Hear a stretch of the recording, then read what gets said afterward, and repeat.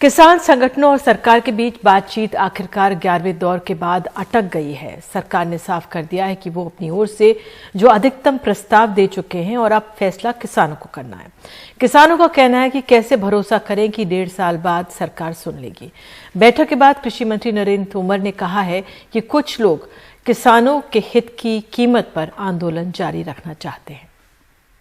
जब आंदोलन का नाम किसान आंदोलन हो, विषय किसानों से संबंधित हो, किसानों के संबंधित विषय का निराकरण करने के लिए सरकार तैयार हो और निर्णय न हो सके, तो हम अंदाज लगा सकते हैं कि कोई न कोई ताकत ऐसी है जो इस आंदोलन को बनाए रखना चाहती है और इस आंदोलन में किसान का भला न हो जाए, इसको बारीकी से वो देख रही है। 11वें दौर की बातचीत भी टूटने के बाद कृषि मंत्री नरेंद्र सिंह तोमर ने इशारों में विपक्ष पर हमला किया।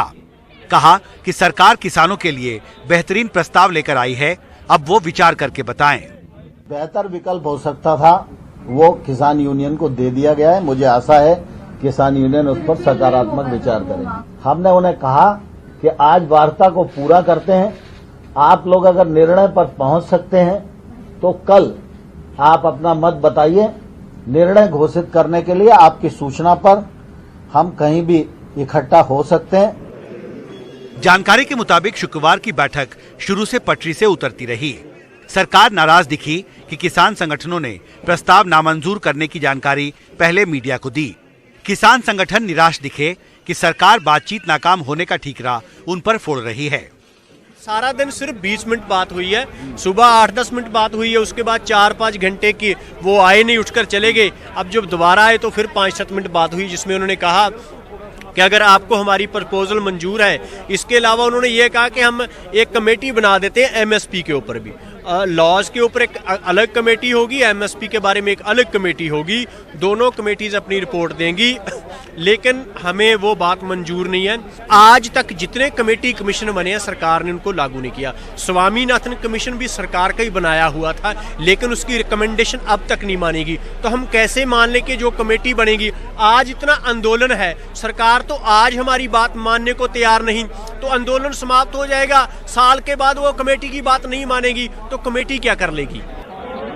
किसान संगठन अब आंदोलन और तेज करने की बात कर रहे हैं। फोन पर धमकी वाली बात भी हुई है। हाँ, वो सभी बातें हुई है। किस तरह की धमकी मिल रही है, कौन दे रहा है?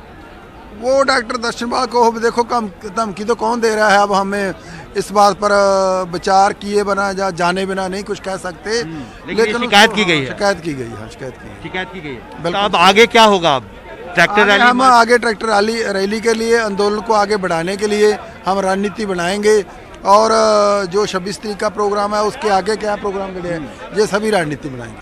14 अक्टूबर के बाद पिछले करीब 3 महीने में सरकार और किसान संगठनों के बीच 11 दौर की बातचीत हो चुकी है, लेकिन विवाद अब भी वहीं अटका है जहां से इसकी शुरुआत हुई थी।